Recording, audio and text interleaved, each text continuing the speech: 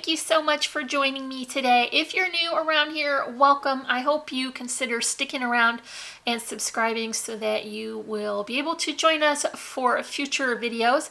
If you are an OG Polly's Peep, make sure you hit that subscribe button so you don't miss any future videos as well. So for today, I am creating my very first Memorydex card. Now I know I am always late to any kind of new crafty thing, and so I did hesitate for quite a while. I just wasn't sure if Memorydex was for me, and I put it off for quite a while, and now I have been so inspired by a few crafters that I have seen, Lindsay Decor and Crafting with Liller. They make the most amazing Memorydex cards, so I knew it was the right time when I was excited to see projects made like this. So I was looking at the Heidi Swap punch at that time, and of course it was all sold out. It's been gone for a fair while, and finally it came back in stock at scrapbook.com. So I ordered mine literally on Thursday, and by Wednesday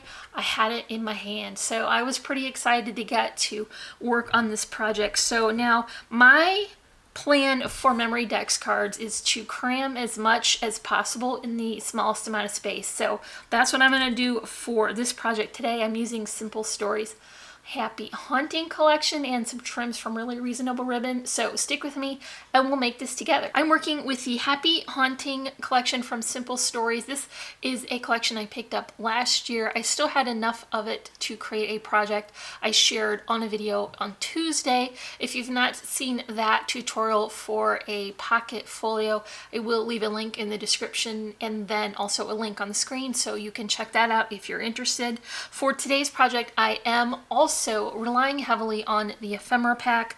This is absolutely gorgeous. There was a ton of elements to work with, and because they are already cut out, it made it much faster and easier.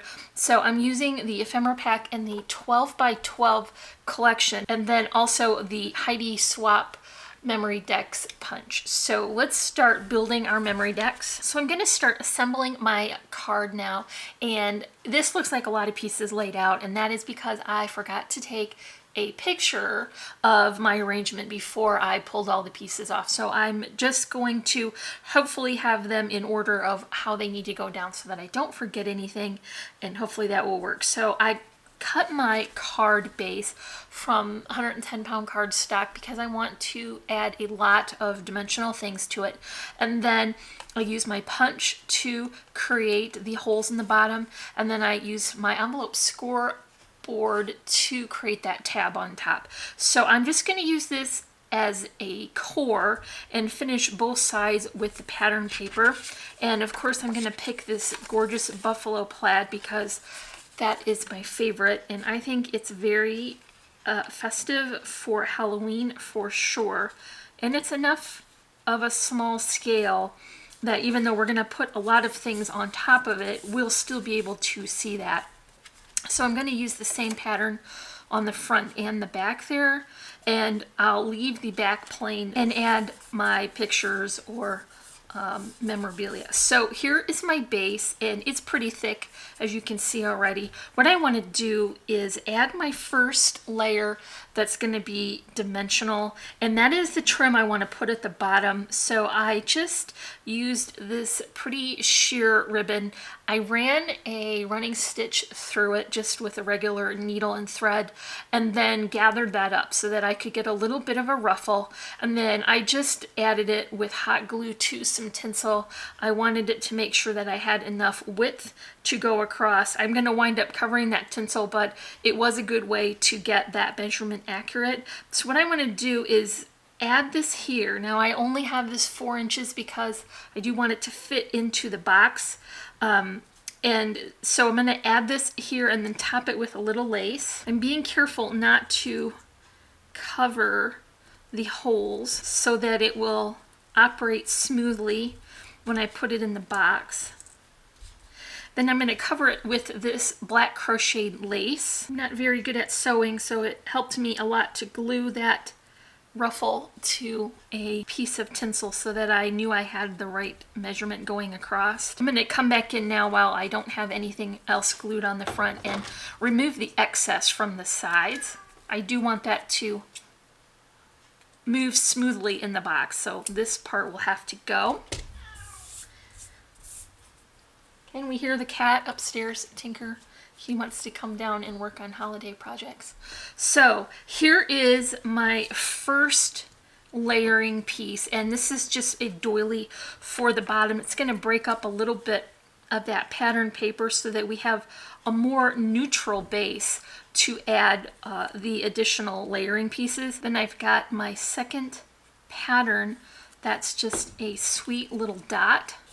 I almost ran out of this pattern, but I had just enough left to die cut a circle. I know that the manufacturing strip is on the side, but it'll get covered with the additional layers, so I think that will be fine. So I want to pull in this pretty floral, and this is just gonna kind of go over the edge, and that's gonna create a little bit of interest. It will stick out over the top of the box, so I think this is a good place to add the wider elements. And then I've got a beautiful little star. This is die cut from a vintagey orange, and it's just going to go here. I put a thumb spacer on one side so that I could build that dimension. And then I've got one of the die cuts from the ephemera pack, a sweet little pumpkin. This one I'm just adding with the double-sided adhesive tape because I want to create more of a flat center for the haunted house to go on. So for this side, I want to hold that house in place just temporarily so I see where everything is falling. And so my first layering element for this left-hand side is the really cute pink pumpkin. And I'm going to add that way up here because I want it to be very visible, and I don't want to hide too much of it behind that house. So I've got another star for this side. I like that balance. And what I did was added different levels of foam so that it would have some support for the pieces that fall over this side where we've already added our dimensional layering bits. And so this is just going to go here.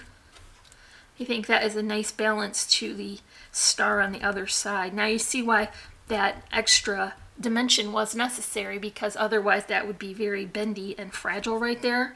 So here's one last piece for the left-hand side, and this is another flower, but a smaller one than the arrangement on the other side. And I just want to kind of hide that edge a little bit. And then I'm also giving our sentiment a porous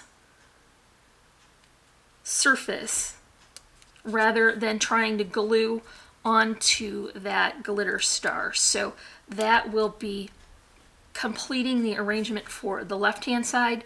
Now I've also got one additional star that I cut.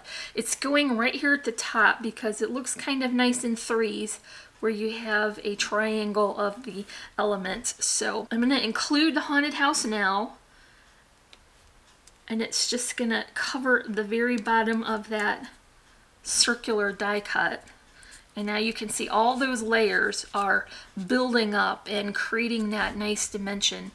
And so my last element for the paper piecing is the sentiment that came from that ephemera pack. It has some wider areas behind the letters, so I was able to work in some additional foam spacers, and so I know that this will be well supported even with the dimension that it's going to get, and that will finish the bottom. So I want to include a couple of sequins and possibly one of these little word stickers. This is from the Authentique collection from a few years back, and I just had it in my stash and not known what to do with it because they're kind of small, but this is the perfect place, I think, to include that. So I want to think about these words and then maybe bring in a couple of orange sequins, and I'll just lay those in and see how that goes, and I'll decide how many words I can include. I did have at one time a full set of holiday Halloween sequin mix, and I've already used it all up, so I guess I'll have to find some more before my 13 days of Halloween come. So let's see, if we move these down here, and I might have a little room up here for one of those word stickers, and then maybe on the tab portion. So let's see what could go there. Well, obviously Halloween is a good choice, so let's put that up in the tab portion.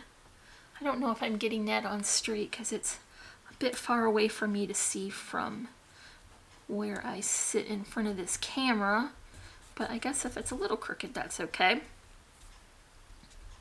And then like maybe one more. Okay, I'm gonna try and get Trick or Treat onto this pumpkin, so let's see how that goes. Okay, so I wound up moving that center black over, and now I can have the full sentiment and it doesn't run off the side of the pumpkin. So let's put these sequins on now. This Tombow will work great to stick these down. I think we can even add a couple more of those sequins. If I pull all the orange ones out of this, I'm gonna have to get another fall mix as well.